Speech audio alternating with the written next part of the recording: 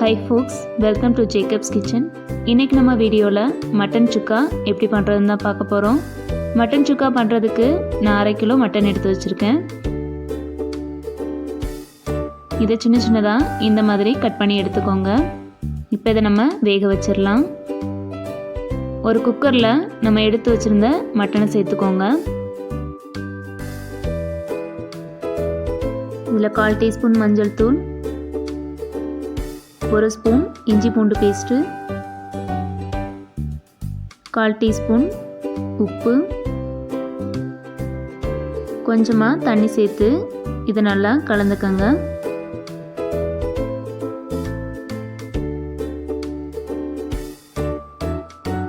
இப்போ குக்கரை க்ளோஸ் பண்ணிவிட்டு ஒரு 4 விசில் விட்டு வேக வச்சு நம்ம எடுத்துக்கலாம்.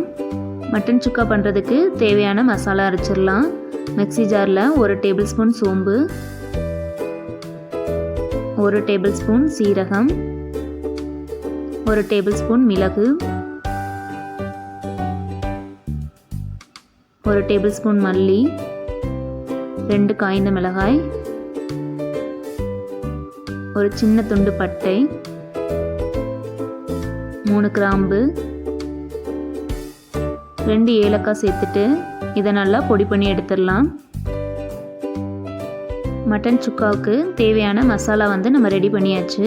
இப்போ மட்டன் வெந்துருச்சான்னு பார்க்கலாம். பாருங்கள், மட்டன் சூப்பராக வெந்துருச்சு. இப்போ நம்ம சுக்கா பண்ணிடலாம். ஒரு பேனில் 2 ஸ்பூன் அளவுக்கு நல்லெண்ணெய் சேர்த்துக்கோங்க.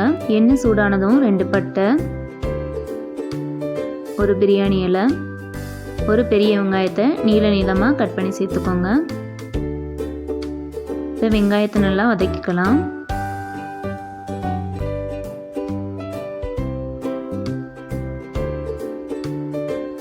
இப்போ இதில் ஒரு காய்ந்த மிளகாயை பிச்சு சேர்த்துக்கோங்க.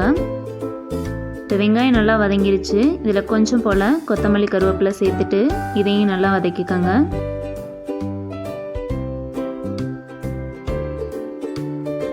இப்போ நம்ம அரைச்சி வச்ச மசாலாவை இதில் சேர்த்துட்டு இது பச்சை வாசம் போகிற வரைக்கும் நல்லா வதக்கிக்கோங்க.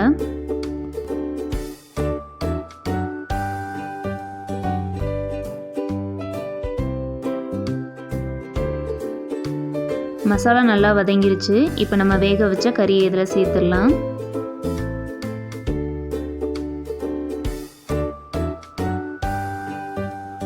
மட்டன் ஏற்கனவே நல்லா வெந்துடுச்சு. ஸோ மட்டனில் இருக்க தண்ணியெல்லாம் வற்றி எண்ணெய் பிரிஞ்சு வரணும். அது வரைக்கும் நம்ம வேக வச்சு எடுத்துக்கலாம்.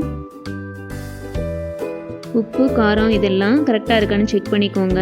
உங்களுக்கு காரம் கொஞ்சம் அதிகமாக வேணும்னா 1 டேபிள் ஸ்பூன் அளவுக்கு பெப்பர் தூள் சேர்த்துக்கோங்க.